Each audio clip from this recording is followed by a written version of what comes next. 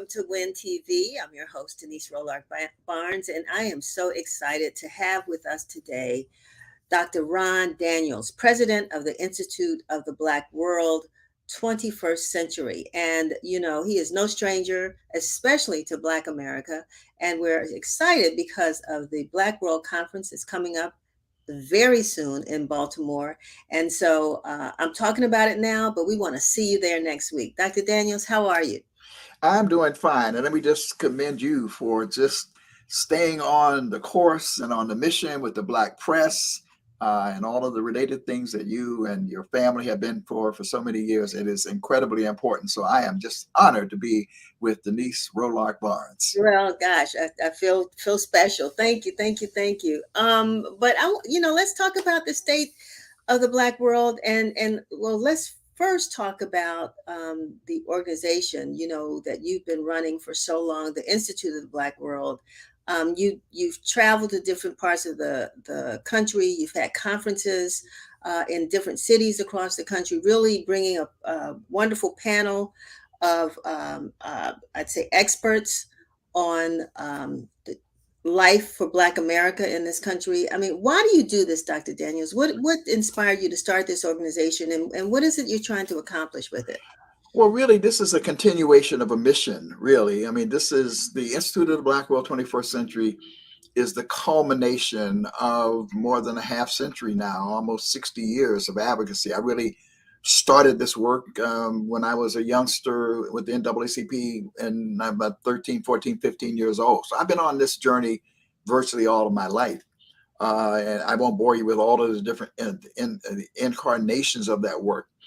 But at the end of the day, what I have concluded, and I concluded this after I was deputy campaign manager for Reverend Jesse Jackson's 1988 presidential campaign, when people were saying, well, Ron, the white folks are worse than ever, and this and that. There was all this moaning and complaining that was going on, and I understand that. But I was saying to people in every city, but you are doing work. They were saying, they were lamenting the death of the movement. The movement's not what it used to be and all that.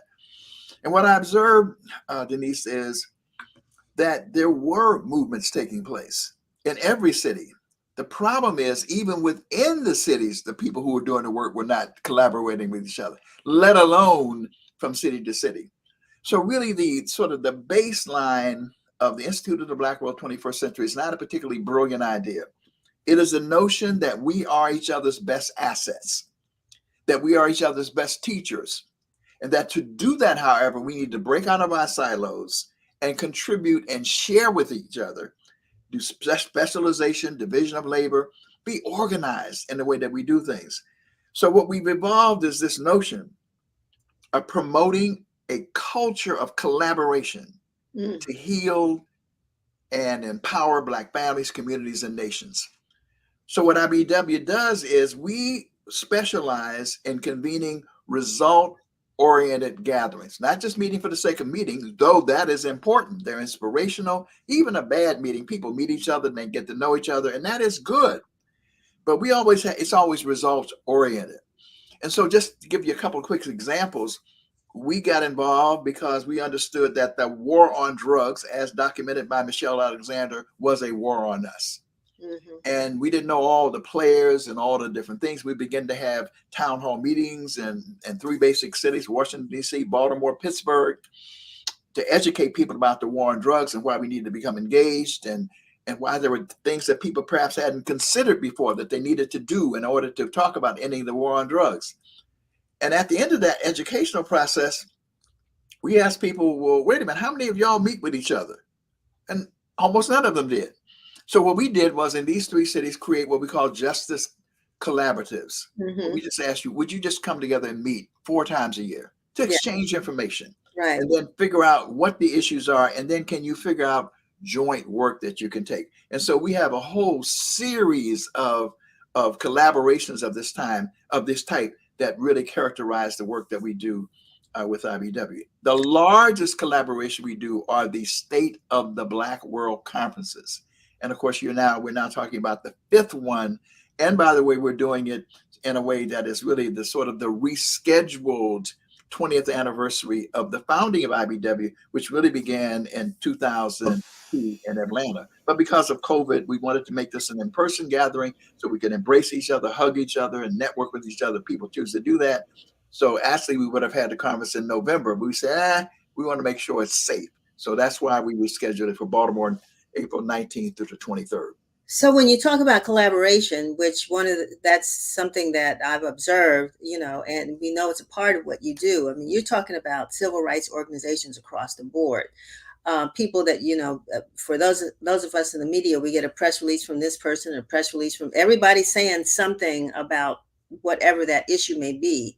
I guess they're doing some things as well, but this actually brings people together on a single stage, on a single issue, to address a single problem. And here, the new word in journalism now is solutions journalism, right? So, but Yeah. to hear solutions, because we recognize there's no one solution, right?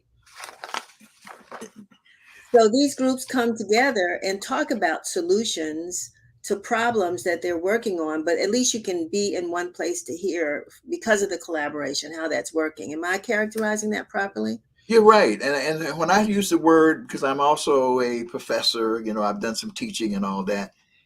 And so I use the word culture deliberately. When Hmm. something is in your culture, you don't think about it, you do it. You Right. see, we have to get in the habit of collaborating because it's important for us to do so. But I also, in that regard, talk about specialization and division of labor. So we in IBW don't, if someone comes to us and there's this bright idea about economic development, we say, okay, here's who's doing that.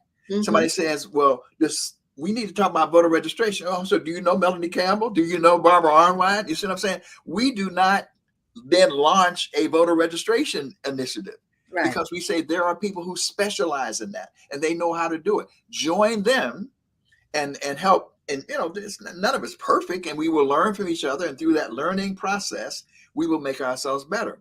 So at the State of the Black World Conference, all of them, but in this one, we have 8 different issue areas. We couldn't cover them all. Some of it has to do with the number of rooms that are available in the convention center and all that. But whether it's the environment, whether it's water as a human right, and this sort of connected, whether it's dealing with the question of crime and violence in our community, socially responsible economic development, the reparations movement. We have these different 8 areas. But in those 8 areas, we ask people to come with your analysis, yes, with your complaint, yes. But what we really want is who is doing what and how well are you doing it? Even if you failed, what lessons did you learn from the failure that you can share with the rest of us so that we can learn from that and move forward? And so when we organize the conference in these 8 issue areas, we make sure that there's exposure. You get exposed to each one of those 8 issue areas. One of them is the role of hip hop in the Black freedom struggle, too, by the way, because that's where a lot of young people will perhaps gather, but across the board. But then on Saturday, we always organize the conference and people get a little frustrated until they go through it because we don't allow you to pick 3 areas. You pick one. Okay. So all of the people who are dealing with the issue of crime and violence and fratricide, that may be 100 people or it may be 75 people. You will be dealing with people who are dealing with the same issue from all over the country and all over the world.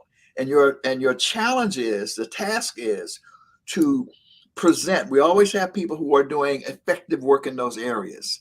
And then people can exchange with each other. And so you leave with either a virtual or an actual toolkit going back to your community. And that's very satisfying because it's not just you just didn't come and complain and about the problems of the world. And we need to do that. But you leave with something in hand. And I will really feel very proud about that. The other thing is we immerse these conferences in spirituality and culture. You come into, that this is a positive Black space and none more so than the one that we're having now because, we are Pan-Africanists. I'm a long-standing Pan-Africanist. And this conference really is a Pan-Africanist because our theme is global Africans rising, empowerment, healing, and reparations. And we have none other than Dr. Julius Garvey, the son of the Honorable Marcus Mosiah Garvey, and a Pan-African icon in his own right as the honorary chair. And we are bringing people from all over the Pan-African world to Baltimore, April 19th to the 23rd, including 3 heads of state led by the President Adu of Ghana, who is coming to deliver a major address. Maya Moore Motley, the first woman Prime Minister of Barbados, is coming. And we've just received word in the last 48 hours that Prime Minister Dickon Mitchell of Grenada is coming. And that is, for some of us, and your audience will know why that's so significant, because back in the day, the Grenada Revolution under Maurice Bishop was the leading progressive force in the Caribbean. In fact, the CIA and the US government said that they wanted to crush it because they feared it would be the Cuba, the English speaking Cuba. Even though it's an island of only about 100,000 people, it had that kind of power.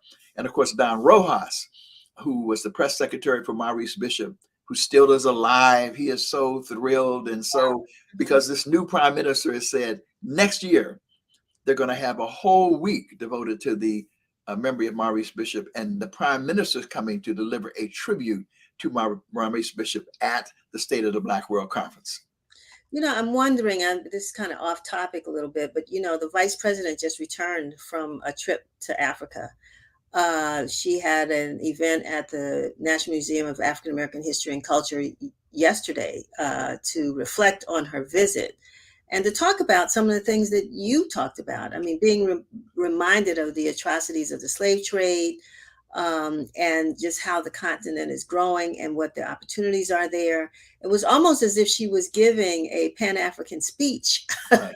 you know but do you have any thoughts about that, and just as I know, maybe contrasting what we as Africans in the diaspora should be uh, um, doing compared to what we expect our government to do.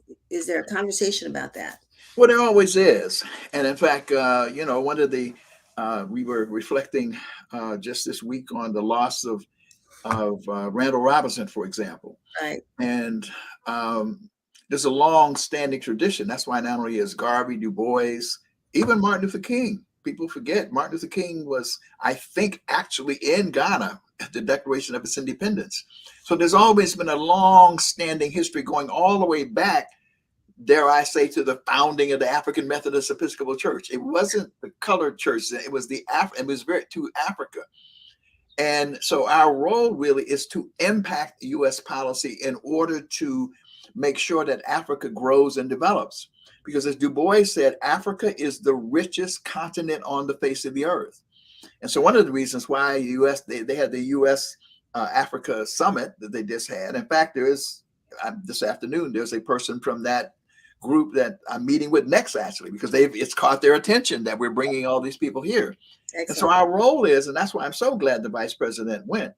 And Mark Moriel, who's my dear friend, who will also be at the State of the Black World Conference, sent me a note back and let me know he had met privately with the president of Ghana, and let him know we're welcoming him and looking forward to it and all of that, because we do need to shape the policy. And it is not so much that it's like, it was really Churchill originally said it, but then Congressman Clay made this famous: "Is no permanent friends, no permanent enemies, a permanent Black interest." So the Chinese are coming, and the Chinese are investing. Now they have their own interests. Let's be clear; they're trying to promote China. In some instances, it'll be favorable to us. In some instances, it may not. But they know where the resources are. The Saudis know where the resources are. The people in India, everybody know. Everybody wants a piece of this continent that will soon have more than 1 billion people. But more than equally important to the talented billion people are the resources that are there. So we need to be connecting with Africa in the same way that Garvey did. It is not by accident that the flag for Ghana has that black star in it. It has that black star in it because Garvey envisioned having a steamship line that would connect the Caribbean with Black America and with Africa, so that we would have that kind of interconnectivity. And we will be focusing on that in the conference, particularly with George Fraser. George Fraser's track is on socially responsible economic development. Reverend Dennis Dillon will be releasing a state economic Black world report at the conference. And he points out how many millionaires and billionaires we now have on the African continent. Yes. The question becomes how to harness all those resources. Mm-hmm. So this is arguably, particularly with the participation of our audience, your audience, our audience in the greater Baltimore area. This is going to be one of the great gatherings of the 21st century. So all roads lead to Baltimore, April 19th to the 23rd. It's not too late to register. We extended the discount registration until the 18th. And we really want people in the greater Baltimore and DC area to turn out in large numbers, because you don't have to worry about the hotel costs either. I mean, if you travel from somewhere else, you got to stay in the hotel and all of that. But the other thing I want to also say, and then we're going to stress this, we always, and I feel good about this, because one of the things about what I try to do and what I'm doing at this stage of my life is look at the cumulative experiences. The Black State of Black World Conference is organized around that whole notion. We Mm-hmm. know that Black people are cultural and spiritual people, so we make sure that's included. But we also make sure that there's always free sessions. So irrespective of whether you have a registration fee or not, because back in the day we would say, "Oh man, we got to go to the hood. We got to go where our people are." We go and have a conference. Registration fee is $10. Well, even if it's $10, some people couldn't come. Right, Particularly 35 years ago, $10 is like $40 now. right. So we always have the town hall meeting on the 9th, where President Adu will be speaking, and there will be Professor Sir Hilary Beck. There will be France Fagnon's daughter, Muriel Wow. Fagnon Mendes France will become. That's free and open to the public. Yeah. Now, Reverend Jesse Jackson taught me that you can also take up a collection. We also say that we a tax deductible contribution is welcome, but that doesn't block you from coming. So Right. that means that anybody who wants to come can come. The same thing is the next night. We're going to have a session on the state of Black America and the Pan African world. That's where Mark Morial and Hilary Shelton and a number of other people will be speaking. And then the closing in Daba on Sunday. Just received word that Latasha Brown is coming up in there for the closing day, as is Sharana Burke, the founder. A lot of people don't know she is the founder of the Me Too movement. So they're going to be, and those sessions are free and open to the public. And I really feel good about that, which means that, well, if you don't have any money, doesn't matter. You can still come, and these are the most high-profile sessions, and you get an opportunity to interface, interact with folks like that. So You it is going to be one of you've the raised, great gatherings of the 21st century. you've raised the diversity of people within our community and the issues that our community has to address and they're faced with. And one of the questions I was curious about was your welcoming to Black LGBTQ community, the experience of intersectionality. I mean, is there something there that's going to address that issue at all? Well, it may not be. We don't have a session specifically on that question, Okay. but it will be discussed, I'm certain, because we have a session entitled "Making Black Lives Matter," and Yes. it's being organized by Dr. Melina Abdullah and a sister named Angela. I forget her last name now. Who are with Black Roots, Black Lives Matter grassroots. Hmm. And the reason I say that is because a lot of people, and I have been a fierce defender of this notion. One of the greatest things that happened with Black Lives Matter when they came upon the scene and they sort of rescuing us and bringing us back to because one of the things about being Black in America, it's hard. It's hard to be Black in America Tell because me. there's everything hitting you. Say don't be Black, be everything else but Black. I mean, Right, you've been right, constantly. right, We right, say right. no, be Black, but Yes, they say we want to make sure that all Black people are liberated. And yes. by that, they meant LGBTQ people. And of course, two of the founders are from that community, two of the founders of the three original founders. So, in that session, at least, this question will be discussed in terms of, and so certainly people are welcome. We in IBW, in terms of the work that we have done, have identified with and work with folks, around this issue, because we cannot allow our community. First of all, we have to ourselves overcome any homophobia we have in Hmm. order to understand that they are all our people. In fact, it's like, how do you reconcile the idea that Bayard Rustin should be in the closet, or James Baldwin should be in the closet, Right. or Audre Lorde should be in all of that brilliance? And what we're seeing, by the way, now that we've taken all this brilliance, we cannot leave that brilliance behind on the basis of some problem you have with somebody else's personal choice. It got nothing to do with me. It's their choice. And why does that affect me at all? And so we've had to educate ourselves on that. So that is inclusive, and that power is certainly welcome and will be included in the State of the Black World Conference. Dr. Daniels, I know we need to wrap up. I've just got one more question Sure. that's just bothering me personally. But I full disclosure, I'm on the board of ASALA, the Association for the Study of African American Life and History, and we've been in conversation with professors in Florida and other states. And when we talk about the state of the Black world, but we understand our own history and culture is under attack, it's again trying to be replaced, and teachers are feeling threatened. Books are being removed, so that stories that you're telling so freely about our history and culture, our children will never know, at least not in the classroom. Is there going to be any conversation about that as well? Well, that's education is not one of. I mean, it will come up in terms of people who are speaking. It's one of the things that I will raise. I'm going to be doing a keynote address, and by the way, I can't take credit certainly for it, but I certainly have honored that one of the persons I had an opportunity to teach in my life was Kimberly Crenshaw.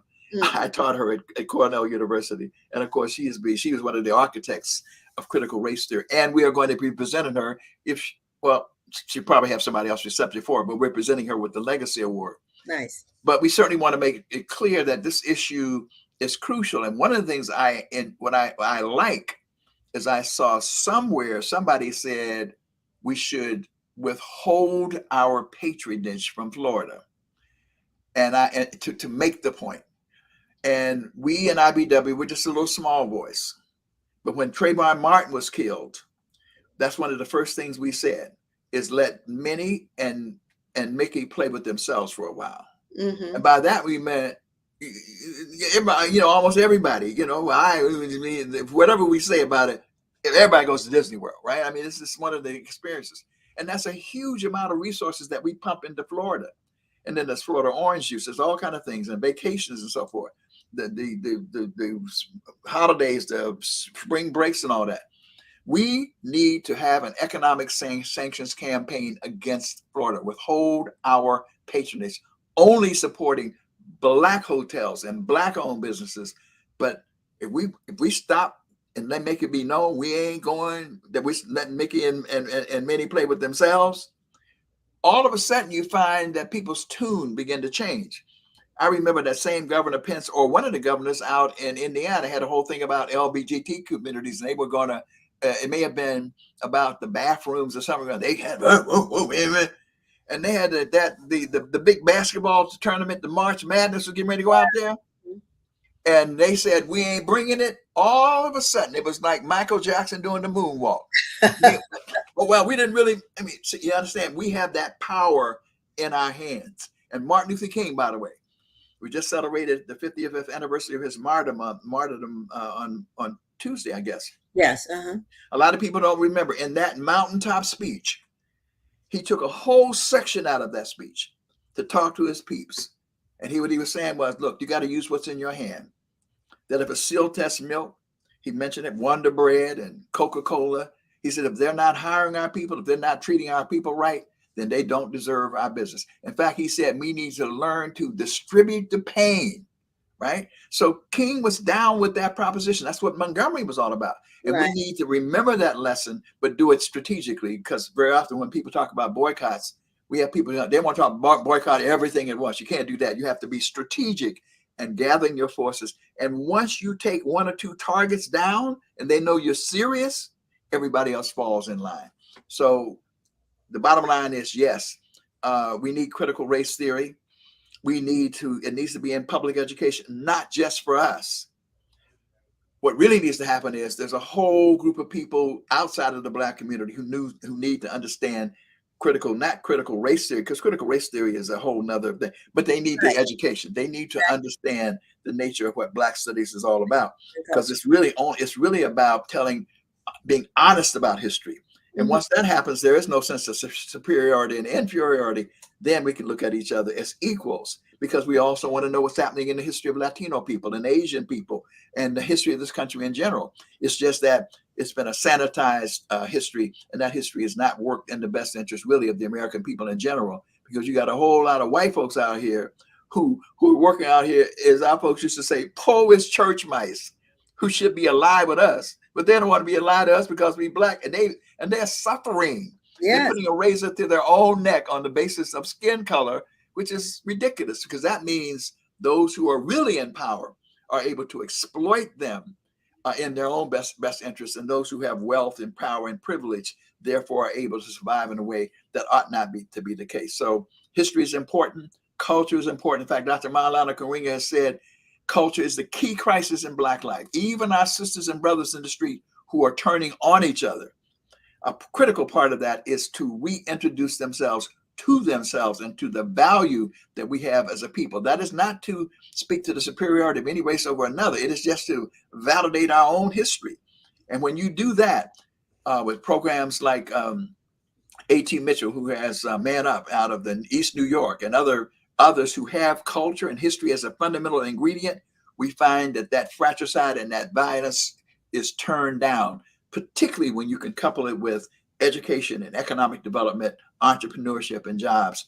And so that, by the way, is going to be one of the biggest tracks in the country, because everybody is torn by that. But there are people who are working on it.